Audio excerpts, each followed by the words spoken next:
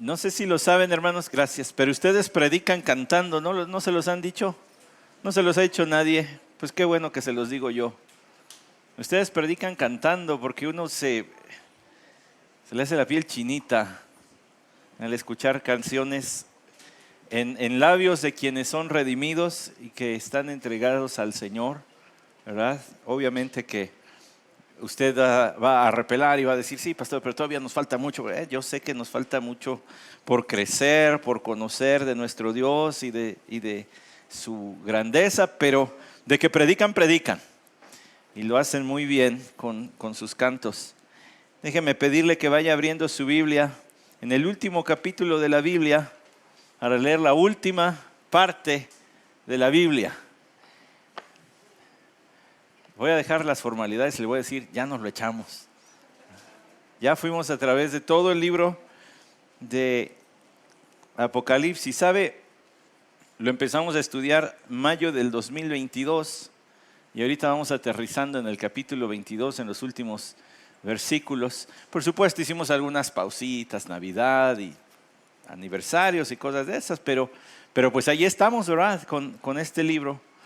Y quiero decirle algo, fíjese que yo me traje mi herencia. La herencia que me dejó mi padre y que seguramente me va a dejar mi madre. Sí, me van a dejar enfermedades crónicas, pero me dejaron otra herencia. Y me la traje y la tengo aquí, mire. Este cuadrito está todo viejito. ¿Ya vi este cuadrito? Este cuadrito estuvo colgado en la sala de la casa de mis padres por muchos años. Por muchos años. Simple y sencillamente dice, ven Señor Jesús. ¿Sabe? Estas letritas, ¿se acuerdan de estas? De Gioser. ¿Se acuerdan de esas plantillas Gioser? Mi papá siempre le gustaba ir en la punta de la tecnología. Y entonces tenía sus plantillitas Gioser e hizo yo me acuerdo todavía cuando forró la tablita con terciopelo, papel terciopelo, ¿se acuerda? El papel, y era así como, te gastaste, eres fifí porque gastaste en papel terciopelo para esto.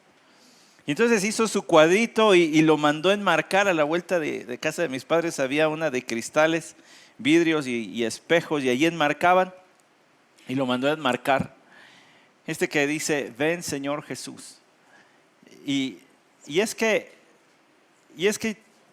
si algo gustaba a mi padre de hablar, aquí está Almadelia que lo escuchó muchas veces. Si algo gustaba a mi padre de hablar era del Apocalipsis, pero se tendía. Y no sé cuánto, ya no recuerdo cuánto duraba él en Apocalipsis, pero se aventaba pues un buen rato, ¿verdad? ¿Quién sabe cuánto tiempo? Pero varias veces lo escuché dar ese estudio bíblico los viernes de estudio bíblico ahí en la iglesia donde estábamos. Por ahí hay una foto, yo la tengo en mi perfil de Facebook, ahí la buscan si les interesa, ¿verdad? Donde está él predicando y puede uno ver que está llorando. Yo retoqué la foto para que se viera más claras sus facciones, se puede ver que está llorando. Yo no sé qué estaba predicando, es imposible determinar qué día y qué pasaje era o qué. A mí se me hace que estaba hablando de Apocalipsis. Heredé la esperanza de ver regresar al Señor Jesús. Mi padre se fue el 26 de octubre de 1996. Se fue a estar con su Señor. Pero se fue esperando que el Señor viniera por él, no que él fuera para allá. Y ustedes y yo hemos esperado lo mismo. Generación tras generación de creyentes. Desde aquella ocasión que nuestro Señor Jesús fue elevado de entre sus discípulos y dos varones, dos ángeles se pusieron al lado de sus discípulos y les dijeron, varones galileos, ¿qué están viendo?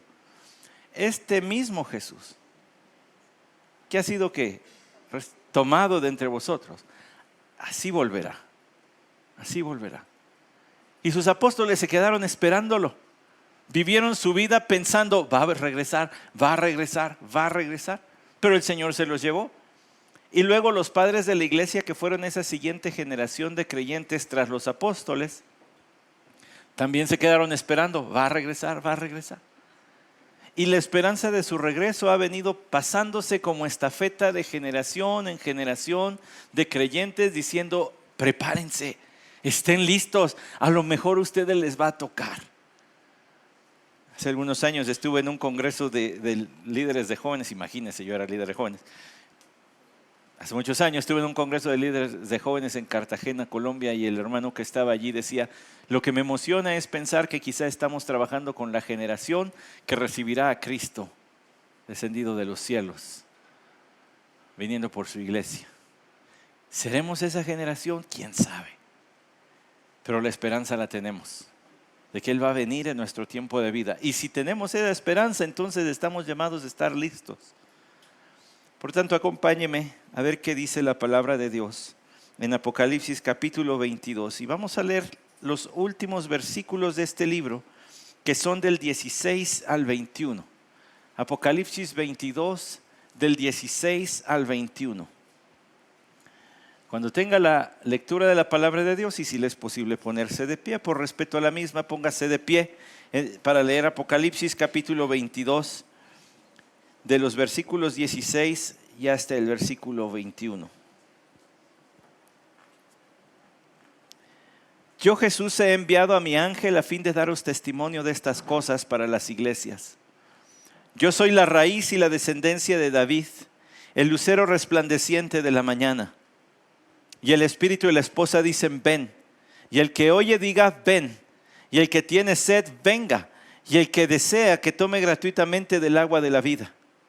Yo testifico a todos los que oyen las palabras de la profecía de este libro, si alguno añade a ellas, Dios traerá sobre él las plagas que están escritas en este libro. Y si alguno quita de las palabras de este libro, de esta profecía, Dios quitará su parte del árbol de la vida y de la ciudad santa descritos en este libro.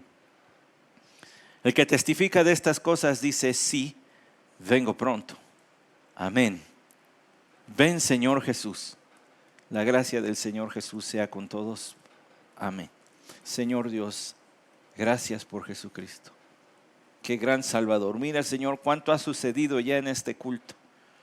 Cuántas cosas, Señor, han sido mencionadas. Cuántas lágrimas de gozo, de alegría, de arrepentimiento han sido también entregadas a ti. El canto, Señor, de tu pueblo testificando, Él es digno, diciendo que tu fidelidad es grande, diciendo que tú eres nuestro Dios, y uno y otro canto, otra vez, otro domingo más, donde uno y otro canto hablan de que eres santo, santo, santo.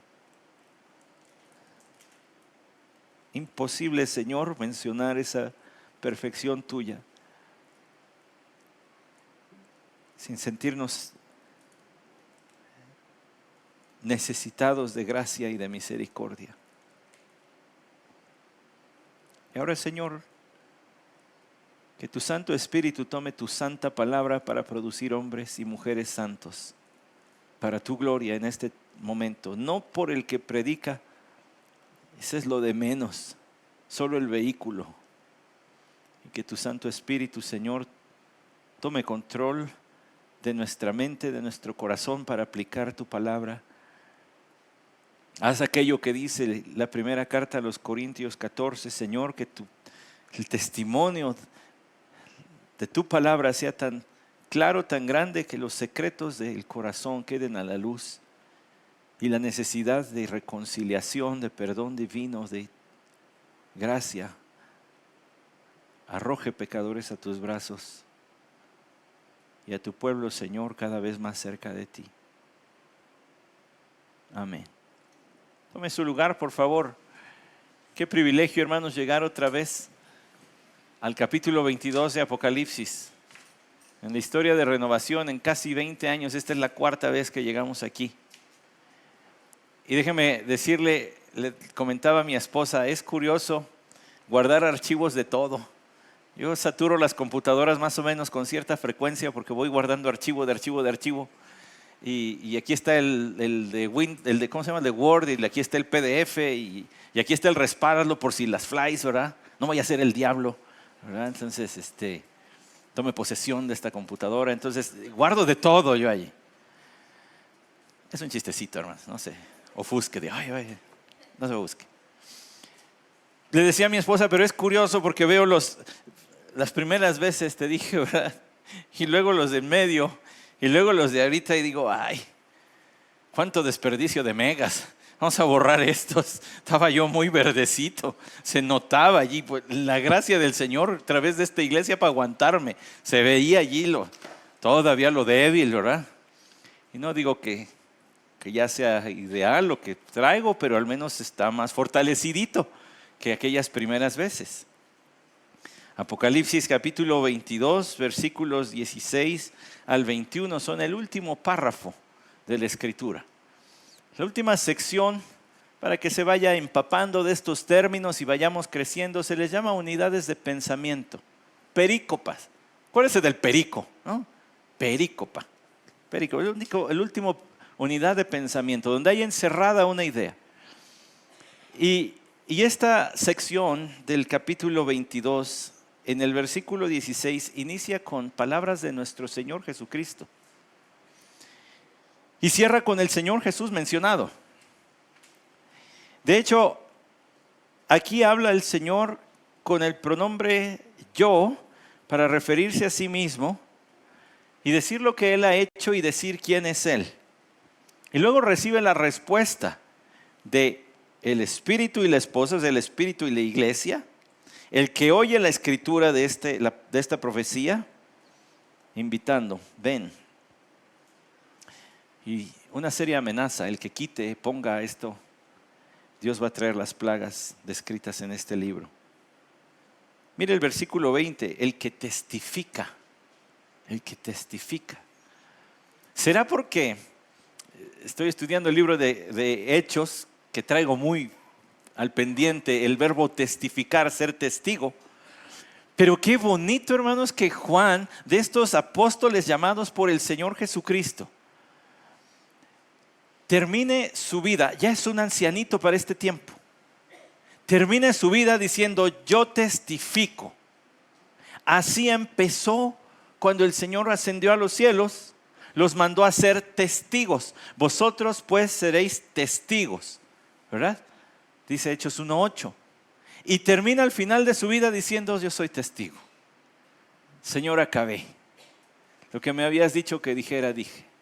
Se acabó. Y cierra la escritura del libro de Apocalipsis. Y de hecho el canon bíblico quedó cerrado con este libro. Cuando la pluma de Juan se levantó por última vez, ahí se acabó la revelación de Dios al hombre en su palabra. Está la naturaleza, pero la de su palabra, la revelación especial. Este libro, que es la palabra de Dios, que empieza en el libro del Génesis, que significa inicio o principio, y contiene el inicio de la historia de la redención, contiene el inicio de la creación, contiene el inicio de la vida familiar, contiene el inicio del pecado en el hombre, y todos los inicios, el inicio del pueblo de Israel, y todos los inicios están contenidos allí. Génesis 1 al 11, esos capítulos son una obra maestra que nos ayuda a entender este mundo. Ya estamos trabajando también para que haya por allí algún documento que se llame Entre el Edén y la Eternidad. ¿Te acuerdas que estábamos en clase, Miguel, y que les dije, estoy predicando Génesis? Hace como, ¿para qué revelo nuestras edades? Pero hace algún tiempo. Y les dije, y le voy a titular Entre el Edén y la Eternidad. ¿Te acuerdas? Tú me dijiste, pues debería de hacerlo libro. Pues en eso andamos. Entre el Edén y la Eternidad, porque allí se explica el mundo de hoy en esos 11 capítulos.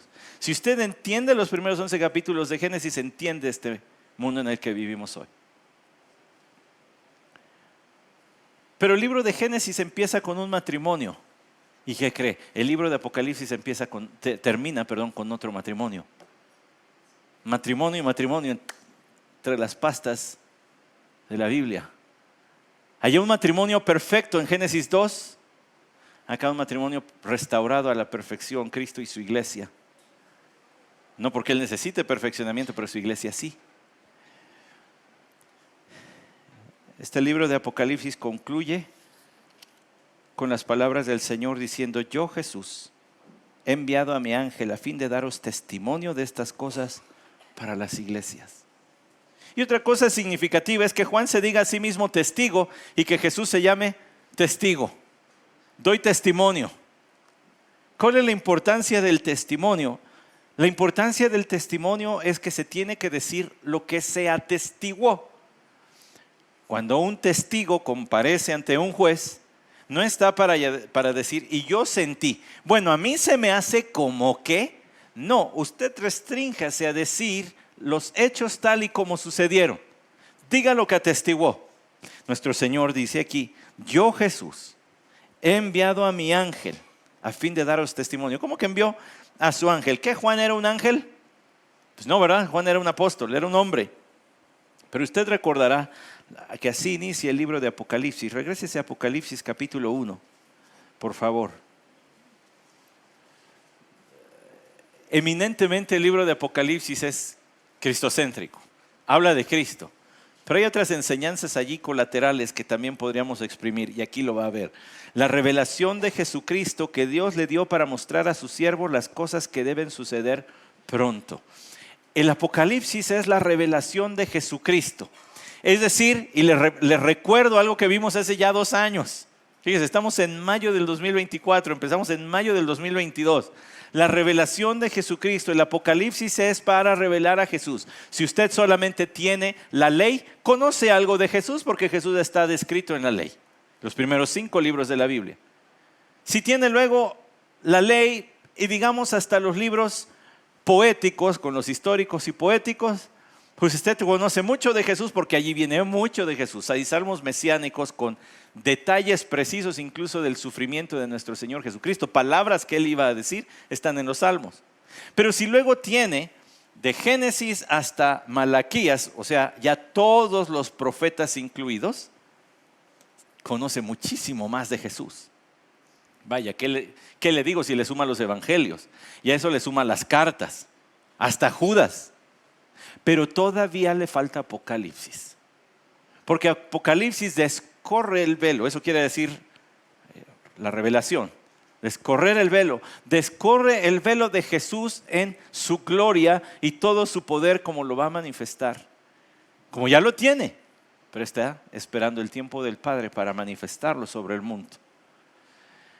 Toda autoridad me es dada en el cielo y en la tierra, dijo Él, y Él ya la tiene. Pero está aguardando el momento que el Padre indique para hacer valer el título de propiedad que solo le corresponde a Él. Esta es la revelación de Jesucristo que Dios le dio para mostrar a sus siervos las cosas que deben suceder pronto. Y se fijó que esa palabrita pronto también aparece en el texto de hoy.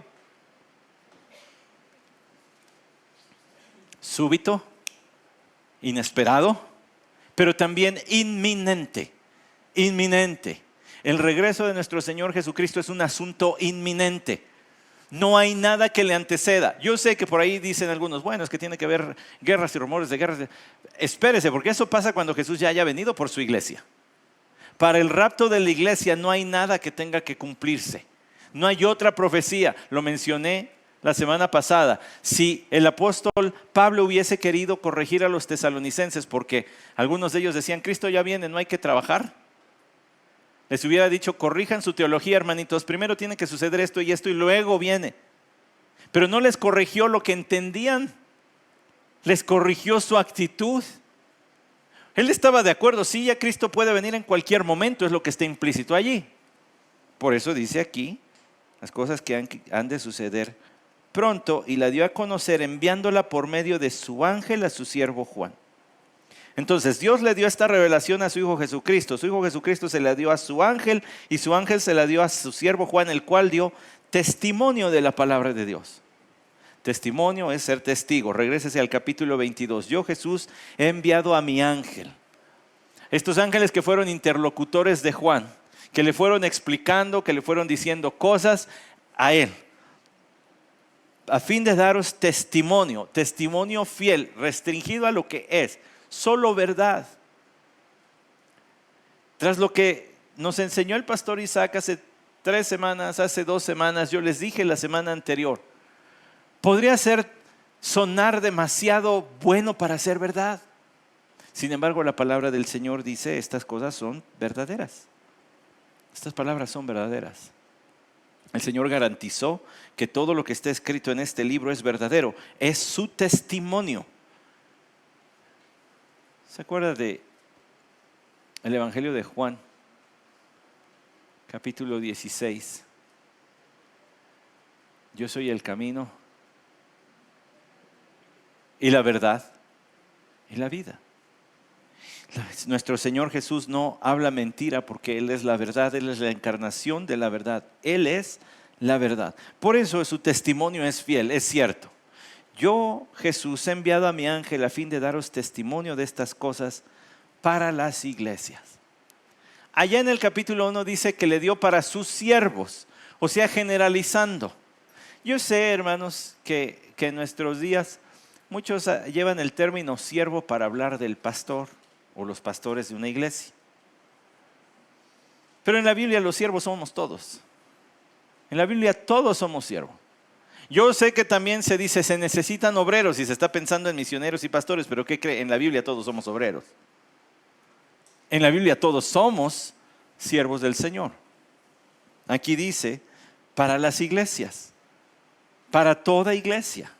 Es la voluntad de Dios que usted conozca, lea, se familiarice y sepa entender y aplicar el mensaje del Apocalipsis. Bueno, yo sé que hay cosas difíciles de entender, ¿verdad? Que pues no sabemos más para allá, pero lo mejor que se pueda entenderlo. Ahora note por favor, porque esto lo cantamos hace un ratito.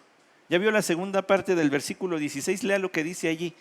Yo soy la raíz y la descendencia de David, el lucero resplandeciente de la mañana. Yo soy la raíz, dice el Señor.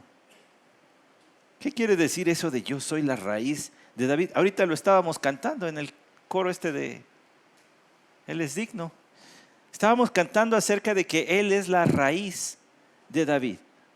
¿A qué se refiere esto de ser la raíz de David? Bueno, significa que es el descendiente y a la vez el ancestro de David. Significa que Él es antes de David, aunque haya sido su descendiente. Mire, le recuerdo lo que dice Marcos capítulo 12. Regrésese conmigo a los evangelios y vaya a Marcos capítulo 12. Escuche lo que dijo el Señor. Tiene que ver con esto. Marcos capítulo 12 y voy a leer los versículos del 35 al 37. Y tomando la palabra Jesús decía mientras enseñaba en el templo: ¿por qué dicen los escribas que el Cristo es hijo de David? David mismo dijo por el Espíritu Santo: el Señor dijo a mi Señor: siéntate a mi diestra hasta que ponga a tus enemigos debajo de tus pies. David mismo le llama Señor. ¿En qué sentido es pues su hijo? Y la gran multitud le escuchaba con gusto. Ya David hablaba de el Mesías como su Señor. De modo que no por ser su ancestro sería inferior a David. No por ser descendiente del Señor Jesucristo sería inferior a David. David reconocía que él sería superior a sí mismo. David sería inferior al Mesías, pues. Cristo es la raíz, porque es la fuente que le dio vida a David. Cristo es la raíz porque es antes de él. Entonces en el texto de Apocalipsis dice: yo soy la raíz y la descendencia de David. Esto nos hace reflexionar, hermanos, en otra cosita. El pacto que Dios hizo con David. Porque es importante que mencione que él es la descendencia. Escuche, lo habla de modo singular. Soy el descendiente de David. Pues David tuvo otros descendientes, ¿no? Pero ¿por qué dice el descendiente? Pues es el descendiente al que aplica la promesa hecha a David. Dice segundo libro de Samuel, capítulo 7, versículo 12 al 16. Cuando tus días se cumplen y reposes con tus padres, levantaré a tu descendencia después de ti, el cual será de tus entrañas y establecerá su reino. Él edificará casa a mi nombre y yo estableceré el trono de su reino para siempre. Yo seré por padre para él y será hijo para mí. Cuando cometa iniquidad lo corregiré con vara de hombres y con azotes de hijos de hombres, pero mi misericordia no se apartará de él como la aparté de Saúl, a quien quité de delante de ti. Tu casa y tu reino permanecerán para siempre delante de mí, tu trono será establecido para siempre. Es la promesa, es el pacto davídico, es el pacto que Dios hizo con David. Cuando David quería construirle casa al Señor, el Señor dijo, no, tú me quieres construir un templo, yo te voy a dar una descendencia, te voy a dar un linaje, te voy a dar una monarquía. Estableceré su reino de un descendiente tuyo. Él establecerá casa a mi nombre, esto es, Salomón construyó el templo al Señor, eso es lo que se trata aquí. Y luego dice, y yo estableceré el trono de su reino para siempre. Es decir, va a haber un descendiente suyo que nunca va a perder ya el trono. Ya no voy a cambiar de familia para sacar un rey como lo hice con la familia de Saúl. Por supuesto que luego vuelve a hablar de Salomón cuando dice cuando cometa iniquidad. Y no está hablando del Señor Jesucristo, Él es santo. Estaba hablando de Salomón diciendo cuando él cometa iniquidad lo voy a corregir. Pero mi misericordia no se apartará de él como la aparté de Saúl. Y mire que Salomón no fue muy bien portadito, ¿eh? Así que usted diga, ay, qué bien se portaba el Salo. No, hombre. Salió. Usted conoce la historia. Usted conoce su egoísmo, su petulancia con la que llegó a actuar. Usted conoce que Dios le bendijo enormemente y él se desenfrenó en una gran cantidad de perversiones, pero Dios dijo, pero ya no lo voy a quitar. Sí, Salomón era de lo peorcito, pero el Señor fue fiel a lo que le dijo a David. No voy a quitar mi misericordia sobre él, le voy a dar chance. Y al final de su vida Salomón se arrepintió y volvió al Señor. Y por cierto dijo, tu casa y tu reino, diciéndole a David, permanecerán para siempre. ¿A qué se refiere? Se refiere a que este es, el Señor mismo es el descendiente que reinará para siempre. Entonces cuando dice acá en Apocalipsis, yo soy la raíz, soy ancestro, soy antes que David, pero a la vez soy el descendiente de David. Soy la descendencia de David, soy el que estaba esperando David que naciera para vivir para siempre reinando. Además, el Señor se describió como el lucero resplandeciente de la mañana. Cuando empieza a terminar la noche, se ve una estrellita, la primera, y nada más está ahí solita. Antes de que empiece a salir más el sol y se ilumine el firmamento, ahí está, la estrella de la mañana. Es la que dice el Señor, yo soy esa. La estrella más brillante que anuncia la llegada del día, dice la Biblia MacArthur. Ese es el fin de la cita. Porque cuando nuestro Señor Jesucristo venga, el mundo no va a estar más clarito, va a estar más oscuro que hoy. Es lo que sirve entender las diferentes posturas de interpretación del Apocalipsis. Hay quienes dicen, bueno, para que Cristo venga tenemos nosotros que establecer el reino. Hay que esforzarnos por establecer el reino del Señor y cuando todas las cosas estén ya más tranquilas, más seguras, entonces el Señor va a venir. Pues déjeme decirle que no estamos haciendo muy buen trabajo los cristianos entonces, porque se pone cada vez peor.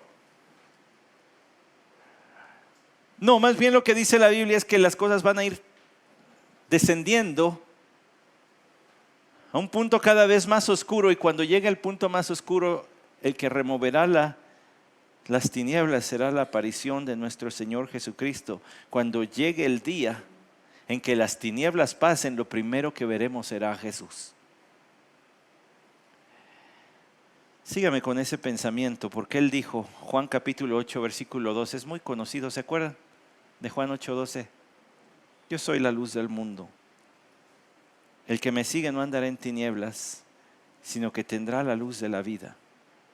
Es más, su último sermón público del Señor Jesucristo está registrado en el Evangelio de Juan en el capítulo 12. ¿Lo ha visto? Si no lo ha visto, vaya para allá. Voy a predicar un sermón dentro del sermón, porque este es Tremendas palabras del Señor. Juan capítulo 12, versículo 44, Jesús exclamó y dijo: el que cree en mí no cree en mí, sino en aquel que me ha enviado. Pero usted me lo oye leer como cualquier versículo. Pero cuando dice que el Señor exclamó, es que Él alzó la voz y gritó: el que cree en mí no cree en mí, sino en el que me ha enviado. Y ese mismo tono fuerte, como gritando, lo utilizó para decir: y el que me ve, ve al que me ha enviado. Yo, la luz, he venido al mundo para que todo el que cree en mí no permanezca en tinieblas. Si alguno oye mis palabras y no las guarda, yo no le juzgo, porque no vine a juzgar al mundo, sino a salvar al mundo.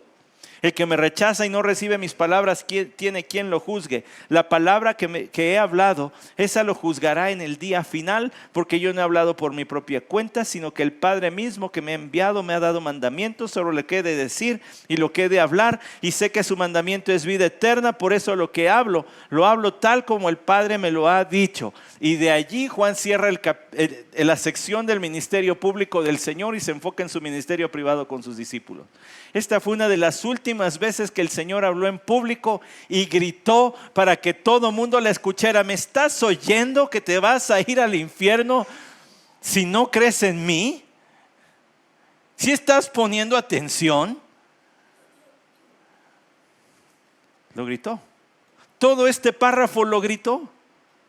Y vaya verdades que están allí contenidas que no tengo tiempo de desempacarle ahorita, solamente le voy a decir lo que sigue.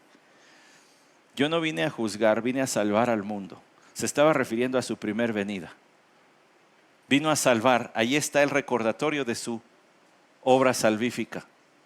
La siguiente vez va a venir a juzgar. El tiempo de salvación es hoy. Y hay muchas otras iglesias que doran la pildorita para que te sientas bien. Aquí no. Si tú no crees en el Señor Jesucristo, rindiendo tu vida, confesando tus pecados, no serás salvo. Y esa confesión proviene de un corazón que entiende que ha pecado y que está harto de esa situación, y que también se da cuenta que solamente hay una vía de escape del juicio divino, y ese es Cristo. Rindiéndole la vida, diciendo: creo en ti, de aquí en adelante soy tuyo, no quiero nada más que a ti. La seriedad de esa ocasión de Juan capítulo 12 se encuentra aquí. Yo soy el lucero resplandeciente de la mañana. Cuando las tinieblas pasen, lo primero que vas a encontrar va a ser a Jesús. Y si eres hijo de Dios, será la visión más grande, más hermosa que hayas contemplado jamás. Pero si te agarras sin estar reconciliado con Dios, será la visión más aterradora que puedas pensar. Porque entonces sabes que todo lo que decía este libro es cierto. Que viene a juzgar, y viene a juzgarte a ti. Por eso es que la respuesta en el capítulo 22, versículo 17 es la que sigue. Y el espíritu y la esposa dicen: ven. Y el que oye diga: ven. Pero ojo, no se me confunda. Cuando dice ven, no está diciéndole al Señor ven. Termina de leer el versículo. Y el que tiene sed, venga. Es decir, antes de terminar, antes de que Juan levante por última vez la pluma y no volver a escribir más palabra divina, hay una invitación a reconciliarse con el Señor. Ven, ven.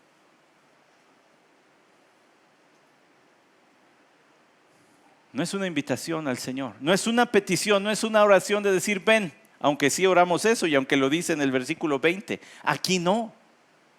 Es más, viene el momento técnico, apuntes esto. Y el espíritu y la esposa dicen ven. Ven ya, ven pronto. El espíritu siempre está diciendo ven, todo el tiempo está diciendo ven. Y la iglesia, su comisión es decir todo el tiempo ven. No vengas, no al templo, entiéndase, no al templo, sino ven a la salvación que hay en Cristo Jesús. Sé salvo de tus pecados. Sé salvo de esta generación. La invitación constante del Espíritu de Dios al pecador es ven. Por tanto, la iglesia hace eco de las palabras del Espíritu. Somos voceros del Espíritu de Dios que ya nos ha dicho ir por todo el mundo y predicar el Evangelio. Y nosotros decimos ven, ven, ven, ven. ¿A quién? Y el que tiene sed, venga. Y el que desea que tome gratuitamente del agua de vida. Déjame mostrarle 2 textos que nos ayudan a entender esto. Vaya por favor a Juan capítulo 4. Allí el Señor se encontró con una mujer samaritana, de los enemigos de los judíos. No se querían entre judíos y samaritanos. Y entabló plática con ella y le dijo lo siguiente. Jesús, versículo 10, respondió Jesús y le dijo, si tú conocieras el don de Dios y quién es el que te dice, dame de beber, tú le habrías pedido a él y él te hubiera dado agua viva. Ella le dijo, Señor, no tienes con qué sacarla y el pozo es hondo, ¿de dónde pues tienes esa agua viva? ¿Acaso eres tú mayor que nuestro padre Jacob, que nos dio el pozo del cual bebió él mismo y sus hijos y sus ganados? Respondió Jesús y le dijo, todo el que beba de esta agua volverá a tener sed. Pero el que beba del agua que yo le daré no tendrá sed jamás, sino que el agua que yo le daré se convertirá en él, en una fuente de agua que brota para vida eterna. Es esta agua de la que se habla aquí. Gratuitamente del agua de vida. Hablar de beber del agua de vida es hablar de apropiarte de la salvación ofrecida al creer en Cristo Jesús. Semejante cuando el Señor hablaba de sí mismo como el pan de vida y decía, es necesario que coman de este pan, que coman de mi carne. No estaba abogando por canibalismo el Señor. Lo que estaba diciendo es que tienes que apropiar internamente de la salvación, creer con tu corazón, confesar con tu boca, diría el apóstol Pablo. Beber del agua de vida eterna es una metáfora para decir, tienes que creer desde tu interior, tienes que estar convencido. Yo he pecado contra Dios y solamente hay una forma de ser reconciliado y es creer en Cristo Jesús. Ahora, yo sé que no estamos a favor de un credulismo fácil, porque cualquiera podría repetir esas palabras. Sí, yo creo en Jesús. Sí, Él es mi Salvador, ya murió por mis pecados. Yo lo sé, pero cuando esas palabras provienen de un corazón sincero, también hay una actitud de dar la vuelta y de decir, se acabó. No quiero más esta vida que he llevado. Ya, no más. De todos los que alzan la mano en una campaña evangelística, yo no sé cuántos crean, pero sí sé que los que cambian sus vidas, esos sí creyeron realmente. Y no fue porque alzaran la mano, fue porque recibieron fe para creer y ahora son salvos. No fue porque pasaran al frente, fue porque tienen fe. Ahora, el acto de postrarse o de alzar la mano, eso es secundario. El acto profundo está adentro. Y este lenguaje de agua viene desde Isaías capítulo 55, que es el otro texto. Yo le dije 2, ahora le llevo Isaías 55, que es una chulada. A mí me dan ganas, no sé, me hace falta recurso para mandar a hacer muchas cosas, pero este lo deberíamos tener así como en vinil, en un mural aquí en el templo, así grandote. Todo Isaías 55. Pero no puedo hablar de todo él ahorita. Así que solamente voy a ir al versículo 1 y hasta el versículo 3. Todos los sedientos, venid a las aguas, y todos los que no tenéis dinero, venid, comprad y comed. Venid, comprad vino y leche, sin dinero y sin costo alguno. ¿Por qué gastáis dinero en lo que no es pan, y vuestro salario en lo que no sacia? Escuchadme atentamente, y comed lo que es bueno, y se deleitará vuestra alma en abundancia. Inclinad vuestro oído y venid a mí, escuchad y vivirá vuestra alma, y haré con vosotros un pacto eterno, conforme a las fieles misericordias mostradas a David. El lenguaje de Juan al final de la Biblia está entrelazado con el lenguaje de Isaías en su capítulo 55. Venid a las aguas. Vengan a tomar agua, todos los sedientos. Sí, es que el Señor tiene que producir sed de justicia, sed de ser justificado. El Señor tiene que poner en ti el peso de estoy mal delante de Dios, soy pecador, darte cuenta de tu necesidad y entonces vas a venir. Porque Él te trae, porque te hizo darte cuenta. El que vive tranquilo diciendo yo ya soy salvo, tu vida es un asco pero crees que eres salvo, no eres salvo. Puedes estar desde chiquito, me conociste desde que nací. 1 de febrero de 1990. Estuve el sábado siguiente, no, el domingo siguiente en el templo. Y de ahí para el Real, miércoles, jueves, viernes, sábado, domingo. Y volveremos a empezar. Miércoles, jueves, viernes, sábado, todo. Los versículos que había de saber se me los sabía, las canciones que había que cantar me las cantaba. A los 14 años gané un concurso de versículos memorizados, hermanos. ¿Y sabe de qué servía? De nada. De nada. Tú puedes ir a través de los movimientos, imitar a todos los que están aquí, pero si no hay en ti la fe verdadera, entonces no hay más. No eres salvo.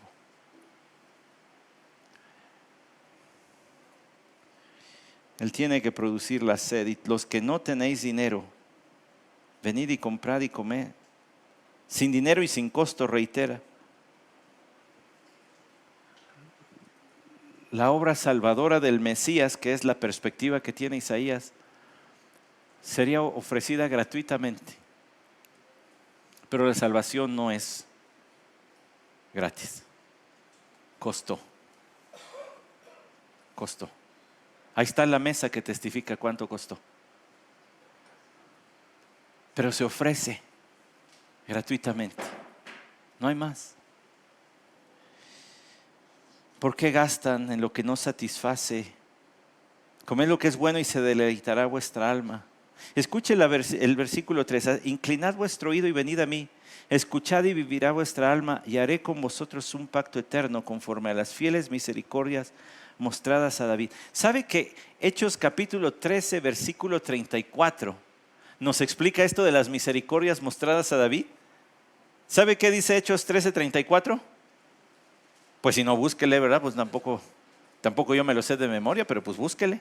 Ahí lo va a encontrar. Dice, y en cuanto a que le resucitó de entre los muertos para nunca más volver a ver corrupción, Dios ha hablado de esta manera. Os daré las santas y fieles misericordias prometidas a David. Pablo unió eso de las misericordias a David con la resurrección del Señor Jesucristo. Cosa que está mencionada aquí en Isaías capítulo 55. El Mesías trae las misericordias dadas a David. Haré con vosotros un pacto eterno. Ese nuevo pacto en su sangre. Ese nuevo modo de acercarse a Dios que depende de la fe y de la gracia. Y entonces vienes a Él. Ahora, todo esto surge porque yo les tengo en Apocalipsis 22. Considerando las palabras que dice allí, y el espíritu y la esposa dicen, ven. Y el que oye, diga, ven. Y el que tiene sed, venga. La peor invitación evangelística que puedes hacer es decirle, te invito el domingo porque... No, predica a Cristo allí. Ven a Cristo, es aquí y es ahora. Resuelve el mayor problema de toda tu eternidad, que es tu enemistad con Dios, ahora, en este momento. Arrepiéntete. ¿Ya te cayó el 20 que estás viviendo en pecado? Arrepiéntete y cree en Cristo Jesús. ¿Y cómo voy a saber si en verdad ya creí? Pues cuando se vea el cambio en tu vida. Pero ahora cree, en este momento cree. Confiesa que Jesús es el Señor para la gloria de Dios y que tú eres pecador de necesidad de su misericordia. Cree. Porque cuando viene de un corazón sincero, entonces las obras siguen a la fe. No necesito forzarte, solito. El Señor te va cambiando con su palabra. La invitación evangelística que está aquí corresponde a la invitación evangelística que está en el versículo 10 y 11. El capítulo final de Apocalipsis incluye 2 invitaciones a creer. Porque ¿qué crees? Después de esto siguen los mapas. Ay, bueno, esta ya ni tiene. Ya no hay más. ¿Qué más te podemos enseñar? ¿Qué otro Cristo quieres que te hablemos? Si el Cristo que está en todas estas páginas no te es suficiente, entonces no tengo nada más que decirte en lo que puedas ser salvo. Entonces no queda más que una horrenda expectación de juicio. Prepárate, todos vamos a estar un día frente a Jesús. Y si te sientes tan fuerte para presentarte ante Él, dale, pero aquí te estamos predicando el Evangelio de Cristo, que es por la fe. Y que es lo único que te puede poner a salvo de la ira del Cordero de Dios. Así que ven a Él. Tan serio es esta palabra que Juan, guiado por el Espíritu Santo, no puede hacer otra cosa más que decir en el versículo 18: yo testifico a todos los que oyen las palabras de la profecía de este libro. Ahora da testimonio, decíamos desde hace ratito, como su propio maestro que está ahí diciendo testimonio. Si alguno añade a ellas, Dios traerá sobre él las plagas que están escritas en este libro. Si alguno quita de las palabras del libro de esta profecía, Dios quitará su parte del árbol de la vida y de la ciudad santa descritos en este libro. Bueno, hay mucho que decir de estos versículos, pero déjeme tratar de sintetizar de la siguiente forma. Juan dice, este libro es intocable, ni le quites ni le pongas, porque el castigo es muy severo para quien se atreva a hacer eso. Ahora, yo les decía en clase de predicación, primero cuando vimos Apocalipsis y luego en clase de predicación, quizá te acuerdas de esto, Miguel, todavía, que les decía, quiere decir que como predicadores no debemos cometer jamás ningún error. No. Nos esforzamos porque sea así, pero yo no creo que haya un predicador que jamás haya cometido algún error o haya cambiado alguna interpretación luego tras volver a estudiar y decir, ay, ¿qué creen? Que creo que era más bien por aquí. Yo he tenido que hacer eso 4 veces en 20 años. Volver a la iglesia, ¿verdad? Y decirles, es que me quiere mucho Arturo, entonces no les decir como, no te preocupes, pero sí me preocupo porque 4 veces me aconteció. Y que les dije, hermanos, ¿qué creen? Tenemos que cambiarle aquí. Pero entonces, ¿a quiénes son los que le quitan o le ponen que viene esta advertencia? Quien lo hace deliberadamente para tergiversar a su conveniencia o la conveniencia de alguien, de un grupo, de una nación, de una iglesia, tergiversan la palabra de Dios. Para ellos es la advertencia. No le puedes mover, no le puedes cambiar. Ahora, a la luz del contexto, es no le muevas. Así está hecha para salvar. Está escrita para salvar. No le quites, no le pongas porque deja de salvar. Si tú le quitas algo, si tú le pones algo, ya no salva. No le quites, no le pongas. Así que hermanos, hermanas, maestros de Biblia, tenemos muchos, gracias al Señor en esta iglesia, porque nos edifican, ¿verdad? Nos siguen enseñando la palabra del Señor. No tiemble, ay pastor, no, ya nunca más voy a dar una clase, capaz que pierdo mi parte en el fruto del árbol de la vida. No, es para quien lo hace deliberadamente. Usted esfuércese por entender lo mejor que se puede el texto y explicarlo lo mejor posible, pero es para quien lo hace de manera deliberada. Ahora, la segunda parte también es de considerar y de explicar. Y si alguno quita de las palabras del libro de esta profecía, Dios quitará su parte del árbol de la vida y de la ciudad santa descritos en este libro. Para empezar, la amenaza en el versículo anterior es: van a venir todas las plagas de este libro. Eso nos ayuda a entender la segunda parte. ¿Cómo pueden venir sobre ti las plagas de este libro si tú eres creyente? Pues no se puede, porque eres creyente, porque no nos ha puesto Dios para ira, sino para salvación. Escribió Pablo, ¿verdad? A los tesalonicenses. Entonces, quien hace esto demuestra en sí mismo que no es creyente, porque está tergiversando con toda intención la palabra del Señor. Ahora, al ser no creyente, tampoco tiene parte en el fruto del árbol de la vida, ni tampoco tiene pasaporte que le lleve a la ciudad celestial. Su pasaporte es chafa. Tengo un amigo que tiene 3 ciudadanías y entonces un día dice: se me olvidó el pasaporte americano. Dice, y eché en mi maleta, es mexicano, y eché en mi maleta el canadiense. Dice, entonces llegué a Estados Unidos, pues siendo mexicano con pasaporte canadiense, y me dijeron, esto es falso. No es mi pasaporte, usted soy yo. Esto es falso. Usted lo imprimiste en tu casa, le dijeron. Imagínese, ¿no? No quiero ni saber si eso es posible, no me interesa.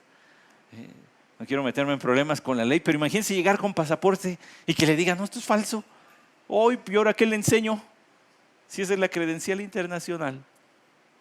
Bueno, el que está descrito aquí no tiene pasaporte celestial, no tiene por qué ir a la ciudad santa, por tanto no va a comer del fruto, por tanto van a venir las plagas que están en este libro porque no es creyente.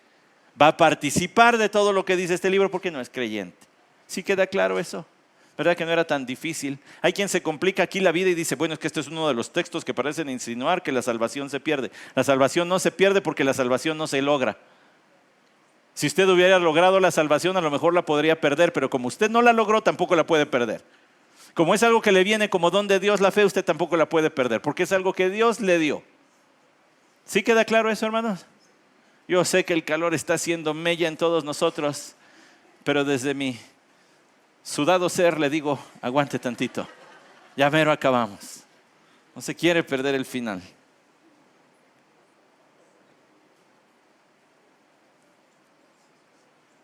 Y entonces en el versículo 20, el anciano Juan dice, he acabado la carrera, he peleado la buena batalla, he acabado la carrera, he guardado la fe. Por lo demás, me queda recibir la corona de justicia que el Señor dará a todos los que aman su venida. Su testimonio de Juan acabó. Fue escogido para ser testigo. Y testificó con su boca, y testificó con su vida, y testificó con su bolígrafo. Porque él escribió, el que testifica de estas cosas, dice, sí vengo pronto. El Señor Jesús, quien testifica de estas cosas, dice sí, es pronto. Pero pastor, ya es el año 2024.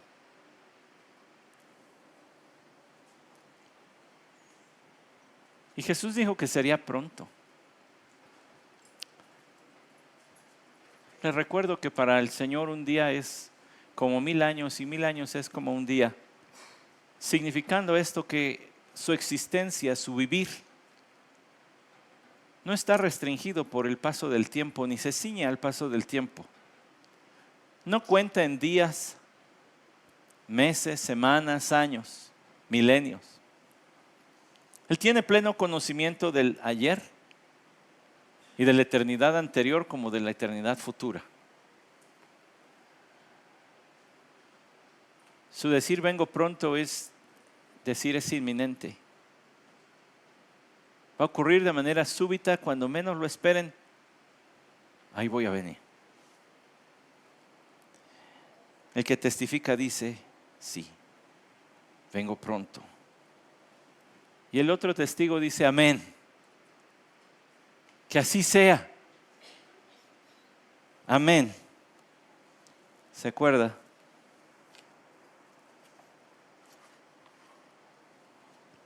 Ven, Señor Jesús. El que es expuesto al mensaje de este libro, no le queda más que decir, ven, Señor Jesús. El creyente que está listo para encontrarse con su Señor, ya dice, ven, ya ven, ya ven. ¿Ha deseado usted algo mucho, mucho, mucho? ¿No se le hacen largos los días? Mi nena, desde principios de abril, estaba esperando el día del niño. Y decía cada rato, ya viene el día del niño. Y cuando ya empezó a entender la cuenta regresiva para el día del niño, faltan 4 días para el día del niño. Y estaba acostadita en su cama a punto de dormir y estaba, ¡el día del niño! Se le hizo largo el mes de abril. El anhelo de la llegada del día del niño la tenía inquieta. El anhelo del regreso de nuestro Señor Jesucristo nos tiene así. Anhelamos su venida. Amén, ven Señor Jesús. La respuesta de la iglesia es, ven, ven, ven. Ya quiero que sea, ya quiero que pase. Y mire, usted puede verlo desde 2 maneras. Ser librado de este mundo y de nuestra vida todavía opaca por el pecado. Es un buen deseo ser librado de esta vida y vivir en santidad ya en gloria eterna. Pero por el otro lado, ver a Jesús recibiendo la gloria que Él merece. El pueblo por el que Él murió, ya reunido ahora sí hasta el último, perfectamente santos, vestidos de una forma que demuestre esa santidad. Entonces, cuando todas las cosas sean sujetas a Él, Él se sujetará al Padre y le entregará todo. Y yo me imagino que va a ser difícil levantarse del piso y estarle adorando desde allí. Sí, vengo pronto. Amén. Ven Señor Jesús. Y totalmente adecuado que el libro donde Dios se revela termine diciendo, la gracia del Señor Jesús sea con todos. Amén. Que la gracia del Señor sea con todos. Que la gracia del Señor sea con todos. Que la gracia del Señor sea con todos. Señor Jesús, ven pronto. Señor Jesús, te decimos ven. Ven, Señor Jesús. Que tu gracia sea con todos nosotros. Pero que tu gracia sea hoy, de manera particular, si hay alguno aquí que no ha rendido su vida a ti, tú y esa persona lo saben. No le es oculto. El fruto es evidente.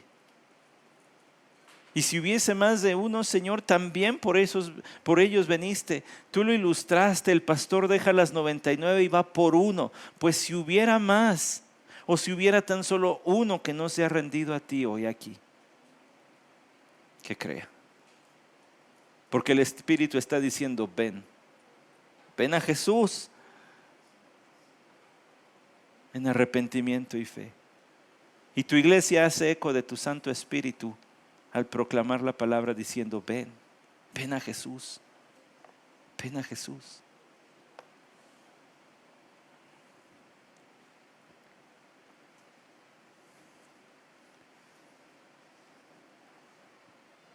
Señor, que la gracia sea con cada uno de nosotros, desde ahora y hasta el día de tu regreso. Amén.